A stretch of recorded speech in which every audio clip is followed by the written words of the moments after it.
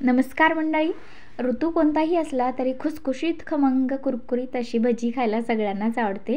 So आज आपण बनवतोय पालकची भजी. बनवायला सोपी आहे. सुरू करूयात रेसिपी. सर्वप्रथम एक जोडी पालक स्वच्छ धुवून पुसून घेतली आहे. त्याचबरोबर लागणारे जिन्नस घेतलेले आहेत. लाल तिखट, लसण आणि मिरचीची पेस्ट आहे, 2 चमचे तांदळाचं पीठ आहे, त्याचबरोबर कोथिंबीर, मीठ, ओवा आणि बेसन पीठ घेतलेलं आहे. चला तर सुरुवात करूयात. सर्वप्रथम आपण पालक जी आहे ना बारीक अशी कट करून घ्यायची आहे. जर निब्बर अशी देठं असतील तर त्यांना काढून टाकायचे आणि कोवळे असतील तर बारीक असं कट करून आपल्याला ते घ्यायचं आहे. बनवायला सोपी आहे रेसिपी. अगदी थोड्या सामानात बनवून तयार होते आणि चवीला सुद्धा उत्तम आहे. सो नक्की ट्राय करून बघा ही एक वेळेस पालकची भजी. आता ही पालक कट झालेली आहे. आपण एका भांड्यामध्ये त्याला काढून घेऊयात. यामध्ये टाकून घेऊयात 1 चमचाभर ओवा त्यामध्ये टाकायचा आहे आणि त्याचबरोबर आपण टाकून घेतोय अर्धा चमचा मीठ.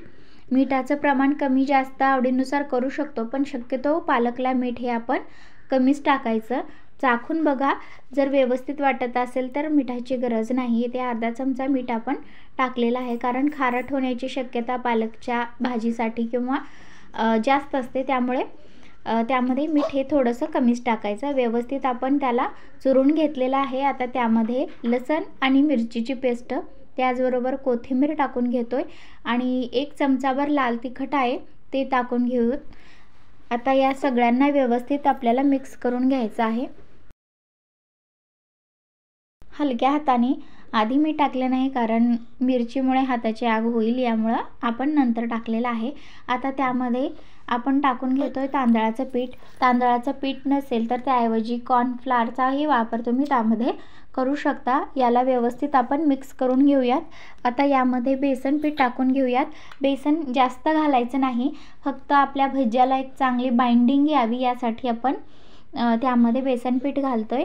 चांगल्या प्रकारे त्याचा गोळा होईल इतपतच आपल्याला बेसन घालायचं आहे. जर जास्त बेसन झालं तर भजी ही दाटसर होतात किंवा गिळते वेळेस ते आपल्या अडकल्यासारखे होतात, त्यामुळे हलकंसं थोडंसं कमी पीठ आपल्याला त्यामध्ये टाकायचं आहे. बघू शकता बाइंडिंग चांगली आलेली आहे. आता आपल्याला त्यांना तळून घ्यायचं आहे, पण त्याआधी गरम तेल झालेलं आहे. थोडंसं तेल आपण पिठामध्ये टाकून घेऊयात. आता बघू शकता तेलही चांगलंसं तापलेलं आहे, तर त्यामध्ये आपण भजी सोडून घेऊयात. मोकळे करत सुटसुटीत अशी आपल्याला भजी टाकायची आहेत आणि चांगल्या प्रकारे एक 2-3 मिनिटं लागतात आपली भजी तळण्यासाठी.